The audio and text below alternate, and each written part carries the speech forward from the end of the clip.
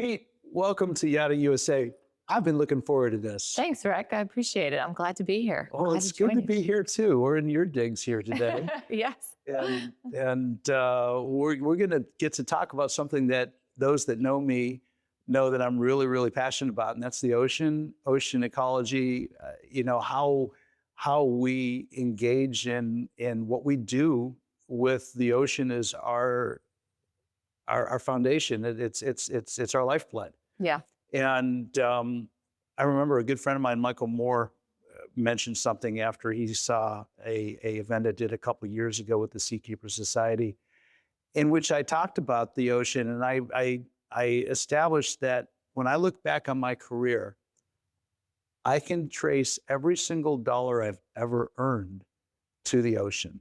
Every job I've ever had, every piece of income I've ever made has some connection to the ocean. And so when I think about my life and how I have basically professionally prospered, I've got that to think of and thank. It's that important. So there we go. We'll start with that. We'll start Welcome there. aboard. Tell me about you. Tell me about how you got your love for the ocean and eventually fell into this space or created this space. Yeah. Well, that's a little longer story, so I'll try to shorten it up a little bit. So I grew up in the Midwest. I'm from Minnesota originally. So Land of a million lakes or 1,000, 10,000 yeah, lakes? 10,000 lakes. 10,000 lakes, yeah. So the first time I saw the ocean was when I was about 7. And then I did not see it again until I was going to go to school out in New York for marine biology. Oh, wow. So a lot of people would ask my dad, how does a girl from Minnesota fall in love with the ocean and never hardly experiencing the ocean? I mean, grew up swimming and all that. Yeah, fair question. Right. But I'll tell you, it was probably from a show that was back in the 90s called Sequest TSV. Have you ever heard of it? I have. So it was a science fiction, but it was about a submersible in the ocean. But the part that always got me was at the end of every episode was Dr. Robert Ballard. Yes. Would talk about the science concept that was behind that episode. And so that's kind of really where I fell in love with the ocean. I thought that's what I want to do. And I looked at schools out in New York for focusing on marine biology. Right. And that's where I ended up going to college. I did my undergrad in marine biology. I had the opportunity to spend a semester sailing.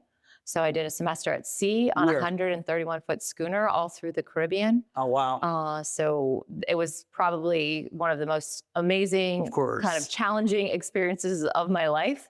But from then, I went and did an internship in Curacao and got my scuba certification. I remember my first dive, I was so worried that I wasn't going to like it. I was like, this is what I want to do. What if I get claustrophobic? What if I'm like, I'm not comfortable underwater, but I was hooked. I was going to go on a limb and say it was like a light switch, wasn't it? Yeah. Click. It was the moment I was just, it was all over after that. Yeah. Yeah. I've those that know me know that that's something that I've always been passionate about in my life. This 2025, I got certified in 1975. So I'm starting year number 50 as a diver. And I've had the pleasure, privilege, luxury of introducing so many people over my life to the ocean through diving. And it is one of those aha moments when all of a sudden you realize you're immersed in three-dimensional, incredible freedom, beauty. You see it all around you. You're immersed in it. I talk to people now talking about the health benefits of being in the ocean, and you are so naturally grounded to this earth when you're in the ocean like that. It's the best thing. It's a different world underwater. Like whatever is going on up at the surface is kind of separate, and you leave it back there, and you just kind of, you're right there next to all the fish and the coral, and it's just a different world. And guess what, Kate? Your cell phone's not ringing down there. Yeah, you cannot. If there is a moment where they have that opportunity, I don't think I'll be good with that. But when I fell in love with the ocean, and I realized that was what I wanted to do. Love it. But I really thought I wanted to do research. Okay. I really thought that's where I was kind of going to go. All right. I did an internship in Hawaii doing coral bleaching research. Back when we were first discovering coral bleaching. So I was doing research, and I realized that I liked research, but I didn't love it. Okay. What I loved was teaching. I loved educating Uh-huh. others about the marine space. And I didn't think I would ever fall into traditional education, but I Right. liked education. And so I ended up finding my way here to Fort Lauderdale and started teaching. What I was taking some master's classes at Nova Southeastern University. And one of my professors said to me, well, while you try to figure out your next step and what you want to do, if it was traditional education or if it's experiential, Mhm. why don't you teach? They need good science teachers right now. Right. I found my way to New River Middle School, which is a marine magnet focused middle school. And then 17 years later, I was still there and kind of realizing that I was the magnet coordinator. I'd built up this new marine program, but I realized there was a gap, Right. that there was a missing piece. I was telling my students that they could solve all of these challenges. Like we have a lot of challenges, Yeah, we do. but if you look at them as problems and that we can't go through and solve them, then it's just going to kind of be defeating. Whereas we can look at them as opportunities for solutions and not necessarily as a problem that we can't solve. But we didn't really have that space built up here yet. We didn't have examples of solution-based companies in this space. Right. And so my relationship with Marine Industries Association started back when I was at New River Middle School Okay. with our marine magnet. It was established and supported by the Marine Industries Association. About the jobs that are in this space. It's not just the marine biology side, it's all the marine careers that are connected. Right. And so I'd had a relationship with Marine Industries Association, with waterway cleanup, plywood regatta, That's taking my students to the Fort Lauderdale International Boat Show. And over that relationship, Phil Purcell and I had many conversations. And one day we were talking about the Marine Research Hub and this idea that they had formed with basically helping commercialize research, getting the research out of the lab to be solutions, to right. build businesses, Right. to Right. create that space. And I was like, wait a second, this is the space that was missing. This is the gap that Right was on. missing. Yeah. That was my aha moment when I was introduced to the Marine Research Hub recently and understood the role. And I thought, about time. Yeah. Particularly here in South Florida with so much going on. And, we talk about how Fort Lauderdale is the yachting capital of the world. We are. But it's more than that. Mhm. It's one of the premier cruise destinations of the world. We've got two of the largest port facilities in the world right here, Fort Lauderdale and Miami. Yep. I could go on. Yeah. We got one of the largest, slowest moving rivers in the world, the Everglades, passing just to the west of us and dumping into Florida Bay, and feeding all the waters that come up out of the Gulf and sustain their reefs. Yep. Or destroy our reefs. Third largest barrier reef in the world It is in our backyard. Yes, I know. And most people do not know that. I tell people that crazy. all the time. They look at me like, yeah, everybody talks about the Great Barrier Reef off of Australia, but starting at the Dry Tortugas and running all the way up the coastline of the state of Florida, we've got the third largest barrier reef in the world. And when I started diving in 1975, it was the third largest coral reef in the world. Mm-hmm. Can't really call it that anymore. The live Unfortunately. corals are all, not all, most of them, probably 90% of the live corals are gone now. Yeah. The reef is still there. The infrastructure is still there. There's foundation for corals to grow back. It's not a complete lost cause, but it's a tragedy on so many levels. I support and promote a program called Project Baseline. Mm-hmm. And this was done through Dr. Todd Kincaid and under the auspices of Global Underwater Explorers, GUE, which is one of the only nonprofit diving training certification programs in the world. And what that does is it puts citizen scientists, so to speak, the everyday diver onto our reefs and sites where we capture in that moment and document the location, the day, the time, the conditions of what we're experiencing. And so you could go back and look at the database 5 years ago or 10 years ago, compare it to what you see today, and see whether or not that site is improving, degrading. And you can do that 10 years from now? And Yeah. so this Project Baseline is creating a baseline of information. And I just bring that up because when you talk about the third largest reef in the world and what's going on, I think it's important that people understand, because you look out on the ocean, it's blue and it's beautiful. Yeah. It's a beautiful place, but you don't really understand fundamentally what's happening below those waves. Yeah. And you don't understand how everything is also connected, and data is such a huge part of making our decisions today. Right. And that's where, the blue economy comes in. And the new blue economy is what people are talking about now, because it's a data-driven decision-making economy. It's about the sustainable use of our resources. Right. Instead of looking at the ocean and just being this kind of unknown, keeps going forever, dumping potentially. We used to do that, whatever we didn't want to see, we felt like, well, the ocean will just take care of it.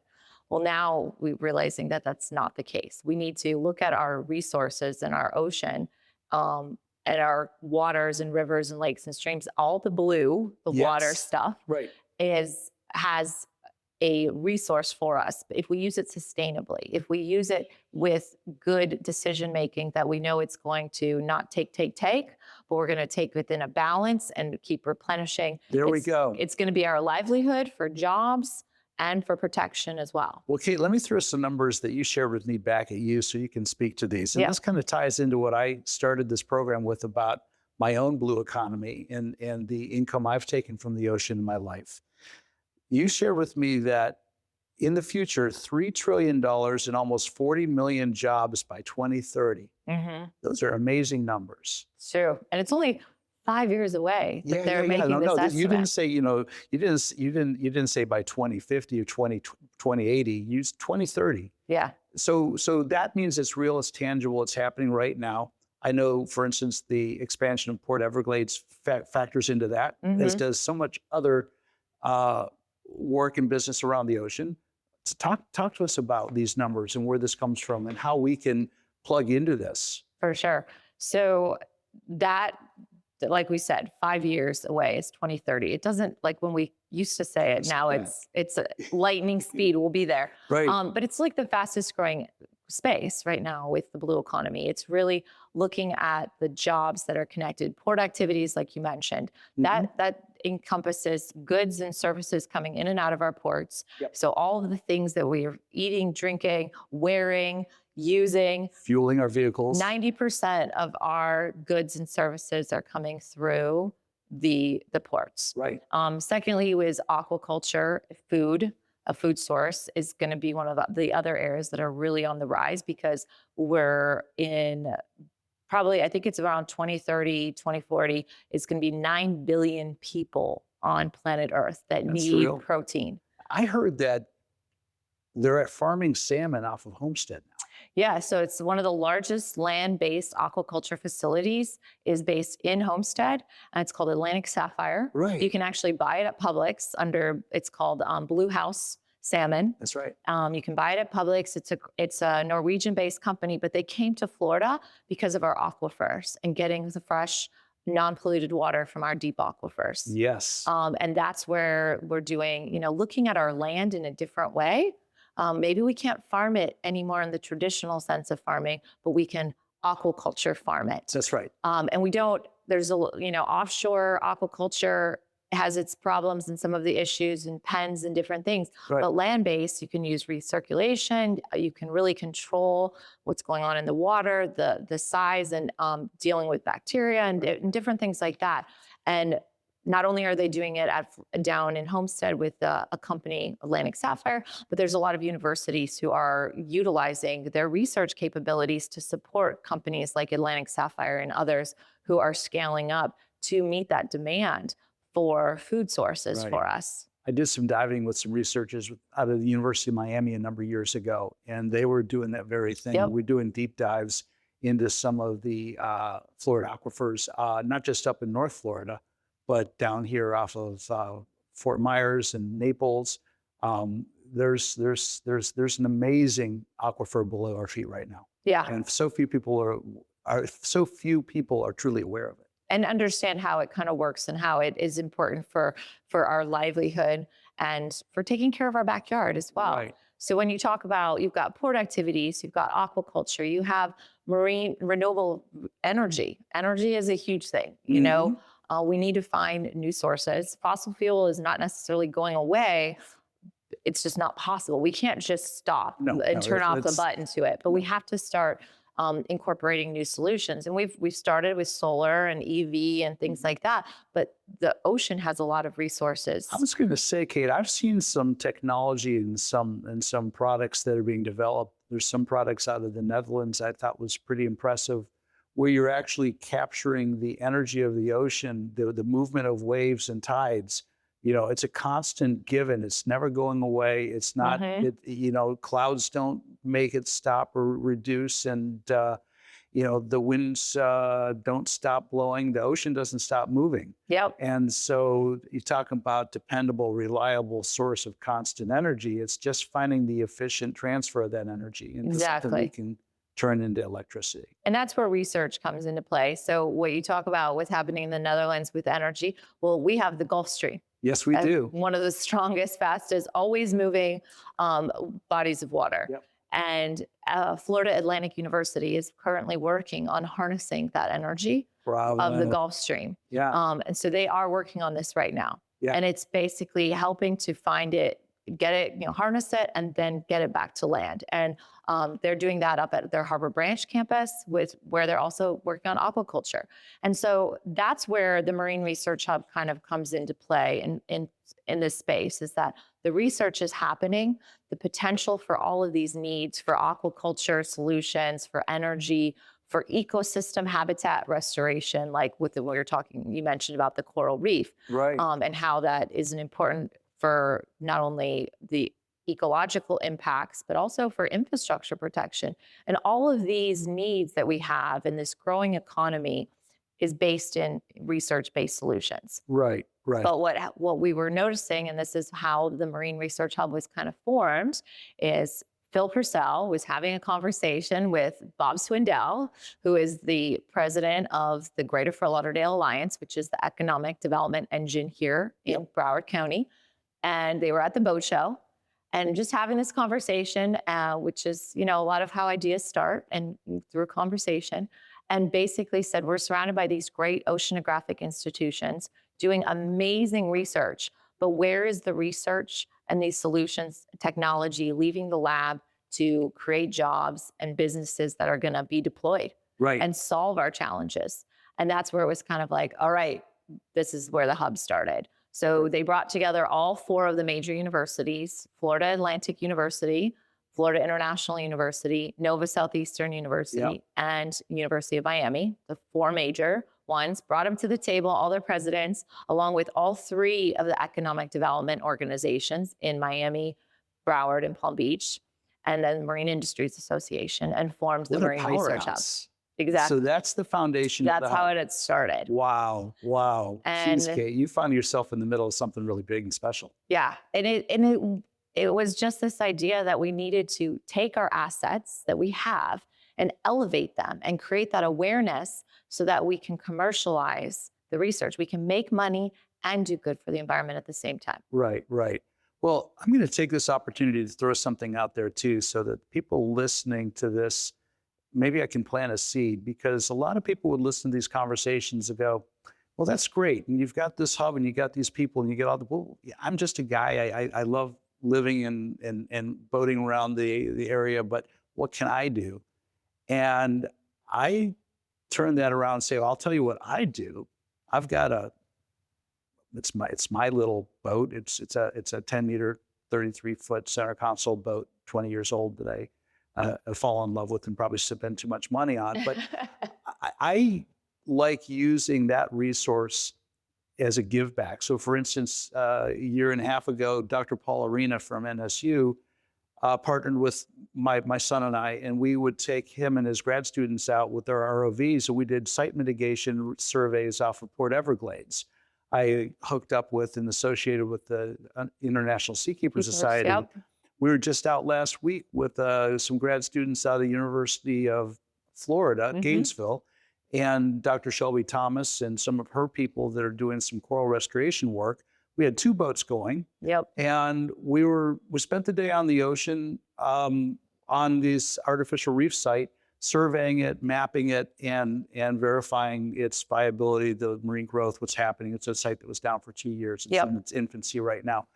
But the point I'm trying to make is that by making your resources available to those who need the resources, that's an expense that is sometimes difficult for scientists and organizations to cover.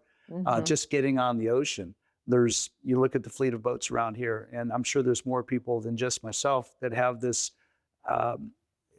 desire to give back a little bit or help. So just consider that. Yeah.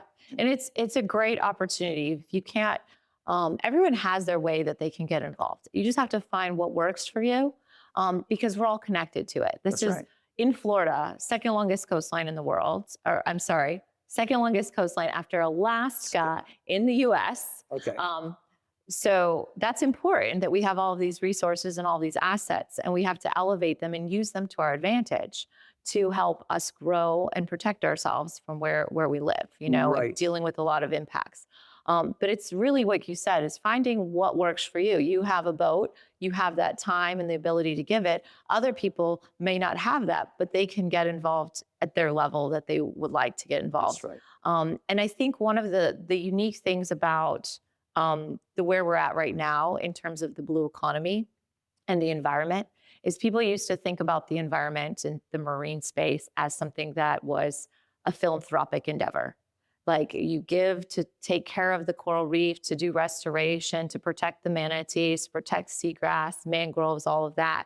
But now there is an opportunity to say this, you can actually make money and do good for the environment at the same time. It's an investable opportunity. There you have it. And that's where the Marine Research Hub is really trying to help connect those dots and connect the research so that it leaves the lab, becomes commercialized, becomes an investable solution so that you can make money, do good for the environment, and really protect what you love and the reason that you love it, and that you're buying a boat and going out, diving, getting under the water, living in the coastal areas, because people love it. Right. It's like this energy that you get from the ocean, but we have to give back to it and we have to be able to take care of it. It's a two-way street for sure. And I think that's maybe what's been missing in the conversation is, it feels good to stroke a check once a year to your favorite maritime charity and say, here, I did my part. But when you realize, particularly a lot of people listening to this podcast, because we talk to the yachting industry in general, the vast majority of people listening to our voice right now can connect their income some way, some form to the ocean. Yes. I think that's a given. So to get your head around the idea of the job creation and the revenue potential that is the byproduct of being involved in organizations like this, I think that's huge. And I think once people understand and embrace that, corporations understand and embrace that, the investments that get made then change. Yeah. And for the better, because investments need to be made. For sure. Because it cannot be done without investment from the private sector. None of this is going to move the needle. Absolutely true. So you talk about investments in private sector and opportunities. You were sharing some of it with me. I thought was fascinating. Having lived on the water for a period of time and at a period of time in Fort Lauderdale, that if you needed to do anything, you had to elevate your seawalls. And so the seawall behind my house had to be brought up 20 inches or something like that.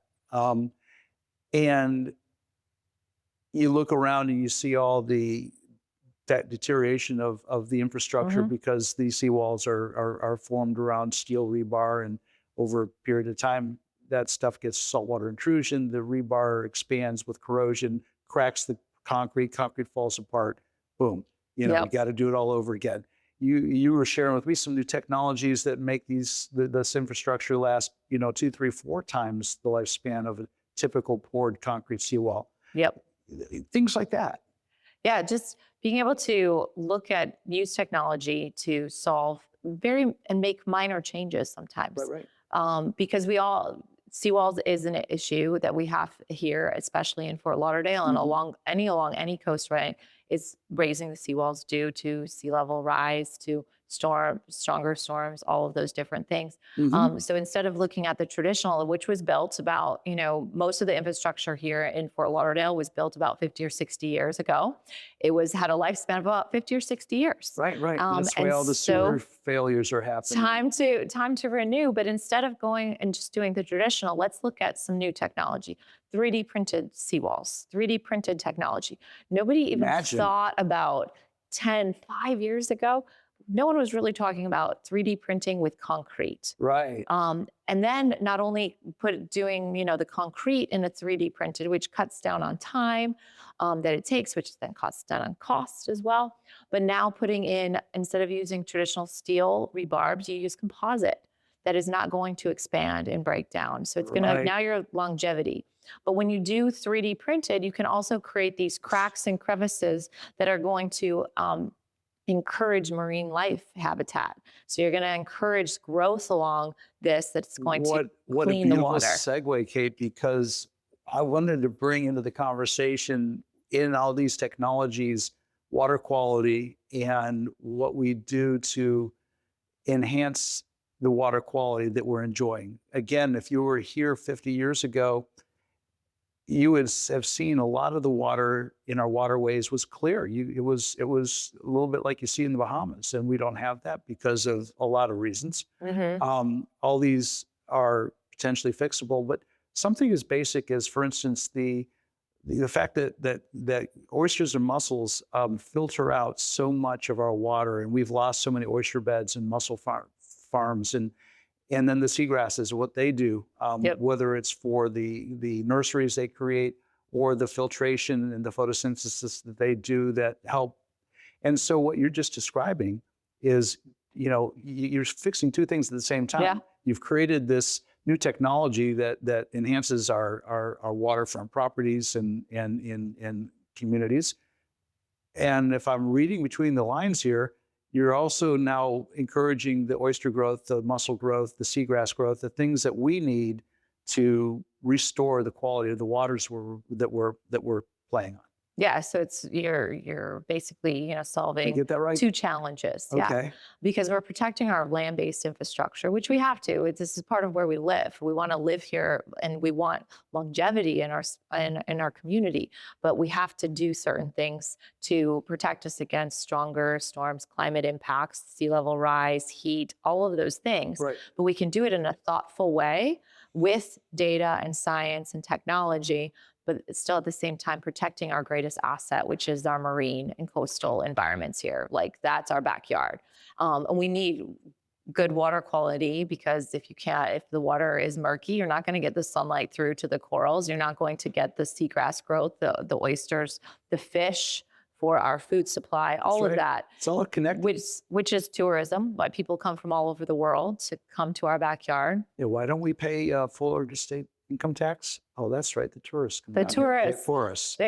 So we have to look at it, protecting all of this and doing it in a way that's going to make money and do good for the environment. And that's where the balance of the blue economy comes in, and elevating these solutions so that we're not using traditional methods anymore. We're modifying, we're adding onto it, and sequestering carbon is a huge thing. So even in this concrete, so we'll go back to the concrete for a second. Yeah. So there's companies that are doing the seawalls in new ways. There's a company in Miami called Kind Design that is doing the 3D printed seawalls with the more of like, it looks like a mangrove, so you've got that growth on it. Right. You've got a company in Pompano here called One Print that is doing the same with 3D printing, but they're working on offshore infrastructure as well, so that you can do the gray-green. So gray-green infrastructure is a new term that's kind of come out there, because we know that a well-formed coral reef or oyster bed reef is going to protect us against the waves and wave inundation up to 80, 90%. But if we don't have it, it's not going to protect us. So we know that most people understand that corals are very slow growing. Mm-hmm. They're slow growing organisms. So we can't basically expect our reefs to grow up overnight. We need them to pretty much grow up overnight. So if we take a great infrastructure at the base and then put corals, oyster beds, mangroves on top of it, we're basically accelerating that growth with So the I think gray. I'm going to bring her name up again because I think her work is worthy of recognition. Dr. Shelby Thomas. She was showing me some coral restoration projects where she was creating these. They look like concrete foundations. Yep. They've got little. You can attach to them. Yep, So you can coral walks and stuff. Yep. Yeah, I thought that was brilliant. Yep. I mean, so you set these however you want, where they need to be. If you dive around here and you go on our reefs, they're wonderful, they're beautiful. Then all of a sudden you go into these deserts. It's just sand. It's just sand as far as you can see, till you get to the next reef line. And this is where I think some of this coral restoration and coral growth programs are being placed, where we were the other week doing the survey work, same thing. Not very deep, 40, 50 feet of water. But yeah, so you basically have a foundation that's not going anywhere. Yep. And then you can plant on it. Yep. And you just have to do it. You have to understand the physics. You have to understand the ecology and the chemical, like it's all interconnected together. So you have to make sure that you have all of this, science and technology and data to drive the decisions of where things are going to go. Because if there was a sandy area always there, this probably means that there's not going to be coral growing there. But if it was a sand covering coral, then you have maybe a better chance of something like that. As they do this coral research too, they're finding that certain corals are hardier in warmer waters or cooler waters. They like certain pHs or certain water flows. And so you can start basically selectively growing depending on where you are going to put these animals. Yep. And University of Miami is really leading the way, with Nova Southeastern University also doing a lot of work on the genetics. What's really great is everyone is working together on these things. Yeah. So one of the universities is kind of focusing on one area and the other one's focusing on this area, and then they share their research and information so that it can be deployed more quickly. But what we have to do is we have to look at how, we can work together in this gray-green infrastructure. Yeah. And 3D printing is a way to do it more quickly, more efficiently, and deploy it. But at the same time, we can also use concrete is a huge, contributor to our carbon pollution. But if we can find ways, we're not going to get away from using things. We have to just find ways to make it better and more efficient. Yes. And so there's a company up in Boca that is called Carbon Limit, and they actually have an additive that they've created that can be added to traditional concrete that will absorb and sequester more carbon over time. Okay. So now you're basically starting to absorb some of the carbon so that we're, lowering our impacts a little bit more. They also have a new technology called Coolcrete, where that same additive can be put in. The concrete then will be lower in temperature. So when we talk about heat and this concrete jungle that we live in, and how things are getting hotter and warmer, well, if you can basically lower the concrete temperature a little bit, it's going to create a better habitat and environment for humans, for us and for animals as well. And adding more green infrastructure into our cityscapes and trying to, create more opportunity for the nature solutions to kind of take over and be in synergy with what we're doing in our environment. So looking at concrete in a different way, looking at our structures in different ways, also looking at solutions like corrosion inhibitors and things that are going to make our products withstand a little bit longer. And back to like water quality. We're talking about, there's a company, oysters can filter and do all of this to take care of our water quality. So if we create some habitat, but there's companies who are also trying to basically take products out of our water system.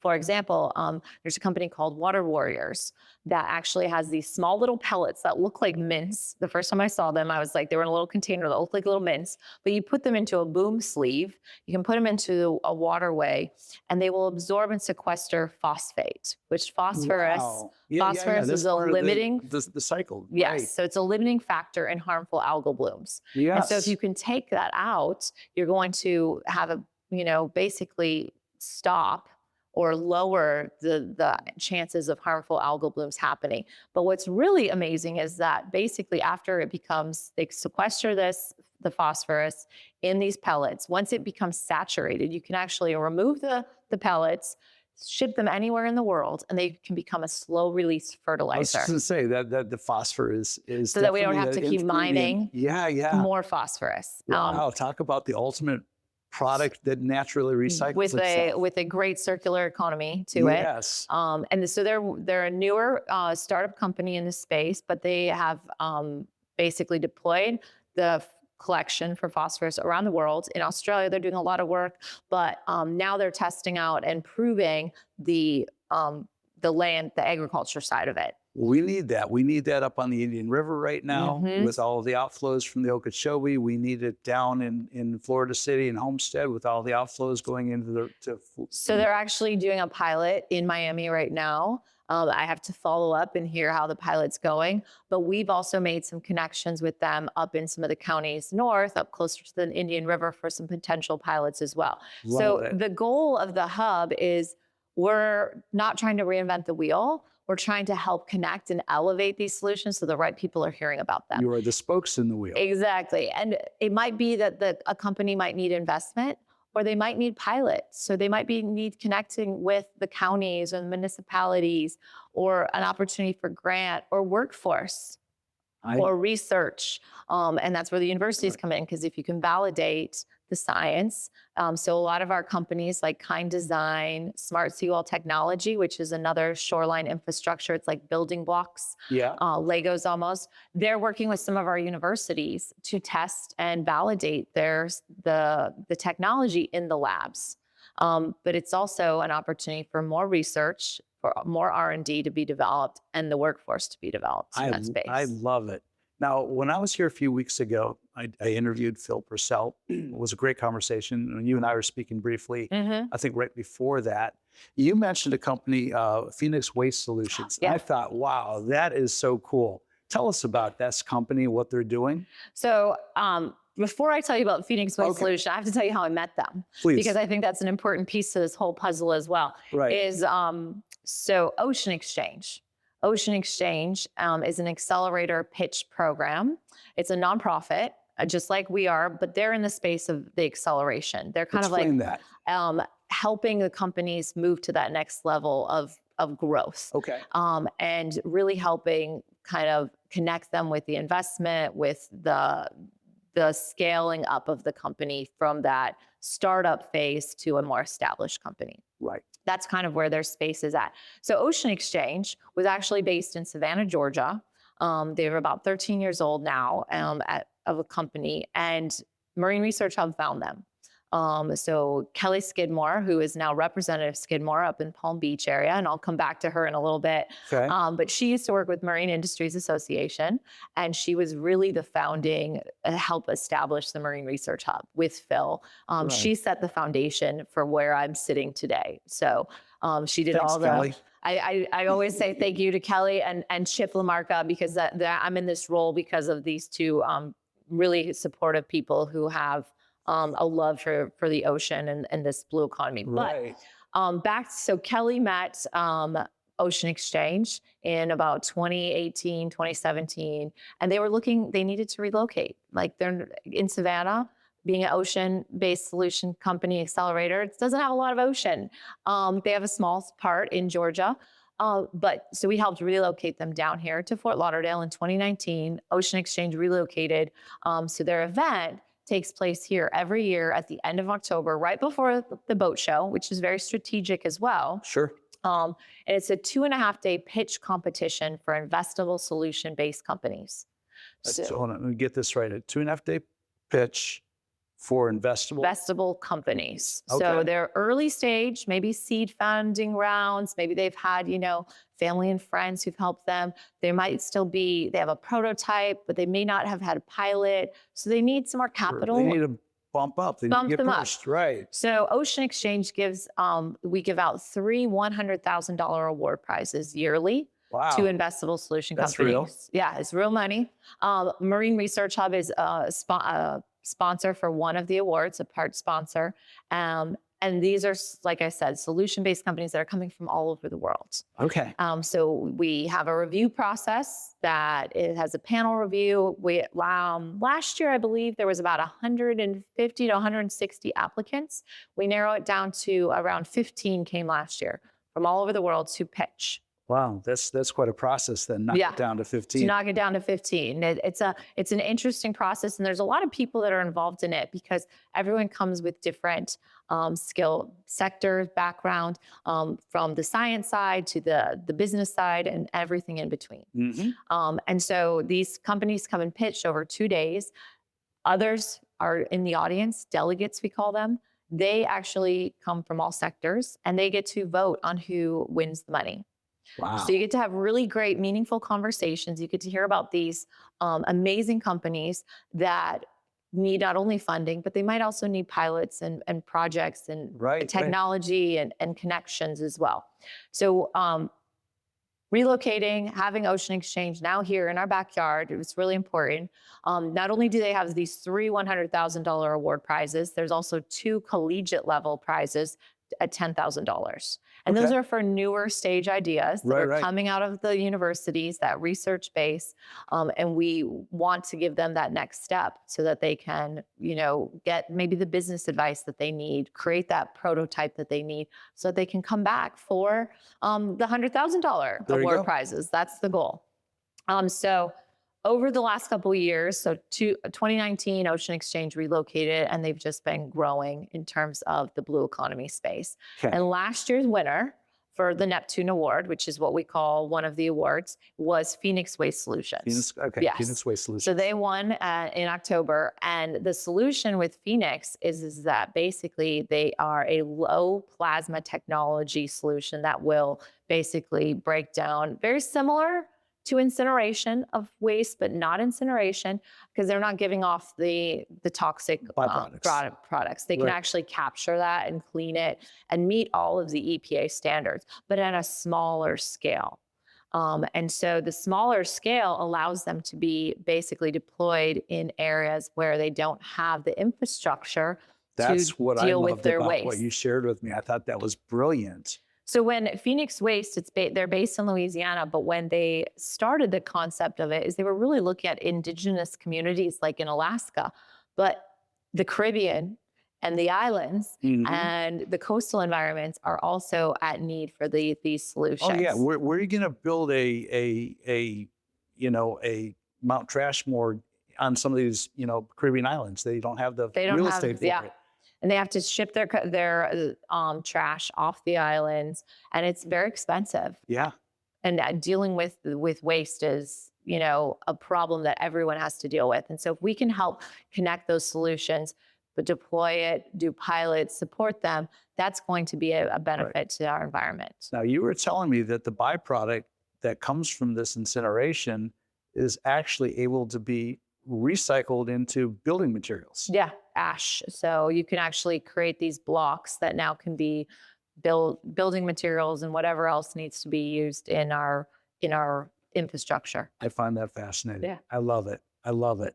So that is just a whole lot of spokes in the wheel. These are companies that are in the blue economy that are innovating, being innovative, which we like. And at the same time as they're finding ways to scale their business and actually make money, they're helping our ecology of the ocean, which is it's fundamentally essential. Yeah, it's important. We have to live here. We want to take care of our environment, and we can do that by elevating solutions that are going to create jobs, build business, while also taking care of our marine environments. So talk to me real quick about the Office of Ocean Economy. Is that kind of what we're talking about here? You did mention, Representative Chip LaMarca and Kelly Skidmore. Yeah. Kind of wrap that up. Wrap it up real quick with because I know we're running out of time. We're gonna have to have a second whole segment on this. We're going to talk about that in a minute, but absolutely. So the Office of Ocean Economy is a state established office for Florida. Yeah. It was put forth by Representative Kelly Skidmore, who I mentioned is connected and highly impactful for the Marine Research Hub, Right. and Representative Chip LaMarca, who helped carry water and get us some funding and then supported this office. So the goal of the Office of Ocean Economy at the state level is to identify the university, institutions, research and technology that could be commercialized for Right. the blue economy. So the first start of this office is to really look across the entire state of Florida and say, where do we have technology and research that could be commercialized? And then it's about supporting that steps to being in incubators and accelerators, to build the business, to ultimately create the jobs that are going to help elevate and put Florida on the map for leading the way with the blue economy. Bravo. I Yeah. love that. So, Kate, I'm going to wrap things up with a concept that I enjoy talking about, doing well for others. And in this case, I'm going to actually be a little bit selfish. And I'm going to let you help me announce the fact that you and I talked about this a couple weeks ago. And I sat down with my producer, Ray Rao of Yachting International Radio. And I believe you're going to join our network. I am. You're going to have your own podcast soon. Yeah, I'm Well, learning from first the of all, best let me here. say, welcome aboard. This is going to be fun. Talk to us. What are we going to do with you?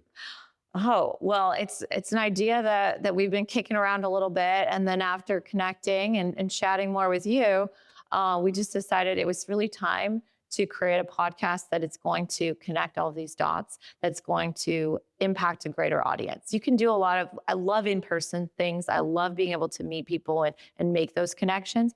But if we can connect people virtually as well, and really raise the awareness of these companies that we've been talking about, Yes. and many more companies Yes, that yes. I didn't even get to, but also the needs of the community, from the yachting community needs and their infrastructure and being more sustainable and innovative, to the counties and the municipalities and the people who need these connections. So we're really kind of looking at it as a big picture of how do we protect the oceans from some of the most inspiring people who've been doing it for many years, down to the chief resilience officer right here in our backyard, to the Love that. the yachting community and how they are putting more data sensors in to help with the exhaust systems so that they are more environmentally friendly. That's right. And really kind of elevating all of those solutions and the people that are connecting the dots. Do you know what you're going to call yourself yet? Put And you on the spot. yeah, Sorry put about me that. on the spot. I keep saying always kind of connecting the dots, but I don't think we've really come up with a name yet. All right. So if you have We'll any work on that. suggestions, We'll work I'm on that. open. Well, hopefully I'll be one of your first guests, and Love to have you. Would be fun to go down a few more rabbit holes. We could have gone another 45, 50 at minutes least. easy. But sure. we have to be respectful of time and commitments, and which is a great way to say, I'm looking forward to continuing this conversation in the near future. We will. Yeah. And in between now and then, just nothing but great things. Thanks. Yeah, I'm looking forward to it. I'm excited, and I cannot wait to share more of what's going on in this space. Well, I'm looking forward to helping you share this. It's going to be fun. All right. Thanks, Rick. Kate, thank you. And again, thanks everybody for joining us. I hope you enjoyed. This was a really special episode of Yachting USA. And until next time, I'm out of here.